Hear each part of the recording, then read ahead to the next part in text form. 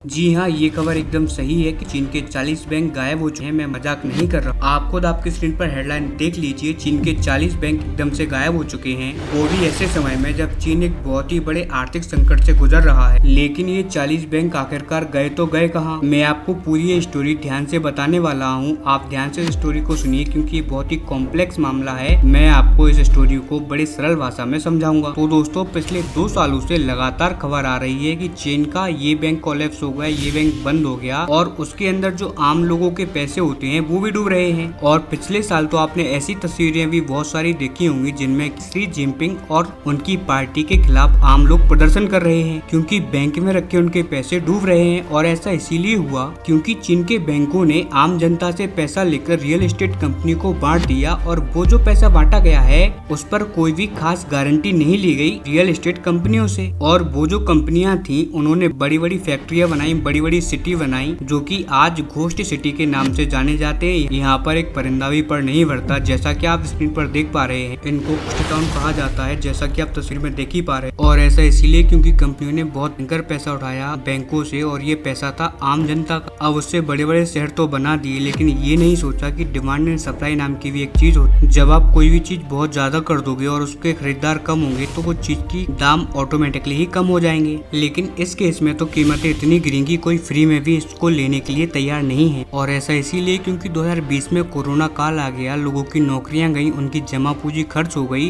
तो वो घर कहां से ही खरीदेंगे नया। यही कारण है कि चीन की रियल एस्टेट कंपनियां डूबने लगी और जिन बैंकों से उन्होंने लोन लिया था वो भी डूबने लगे। इसीलिए आप देख रहे हैं कि पिछले 4 साल से चीन के दर्जनों बैंक कोलैप्स कर चुके हैं। लेकिन अब जो खबर आई है वो बहुत ही ज्यादा शॉकिंग है। खबर ये है कि चीनी कम्युनिस्ट पार्टी ने चीन ने ऐसे 40 बैंकों को गायब कर दिया है जो कि डूबने के कगार पर थे, या फिर उनकी स्थिति ये हो चुकी थी कि वो आज नहीं तो कल डूब जाएंगे। आम जनता का जो भी पैसा था वो भी खत्म हो जाता है। इसीलिए चीनी सरकार ने ऐसे हाई रिस्क बैंकों को मर्ज कर दिया है कुछ बड़े सरकारी बैंकों के साथ। अब ऐसा करने से चीन दुनिया को ये बताना चाहता है कि हमारे जो बैंकिंग सिस्टम है बहुत ज्यादा अच्छा है, एकदम सेफ है। साथ ही चीनी जनता को भी ये आश्वासन देना चाहता है कि आप जो भी पैसा जमा कर रहे हो हमारे बैंकों के अंदर वो 100% सुरक्षित है, कोई भी बैंक कोलैप्स नहीं होगा। हमने बस उनका मर्जन किया है बड़े बैंकों में, क्योंकि बड़े बैंकों में गलतियां छुपाना आसान होता है। बड़े बैंकों में अगर कोई स्कैम हो भी जाता है तो लोगों को लगता है कि ये बड़ा बैंक है, ये सब संभाल ही लेगा, हमारे पैसे सुरक्षित ही होंगे, कभी ना कभी मिल ही जाएंगे। अब कुछ समय तक तो ये बड़े बैंक इन स्कैमों को छुपा लेंगे, लेकिन एक दिन ऐसा होगा कि ये जो छोटे छोटे स्कैम इतने बड़े हो जाएंगे कि छोटे बैंक तो डूबेंगे ही, साथ में इन बड़े बैंकों भी डुबा ले जाएंगे। क्योंकि एक मछली पूरे तालाब को गंदा करने के लिए सक्षम है और यहाँ पर 40 मछलियों की बात हो रही है। और वहीं चीन का जो इंप्रेशन है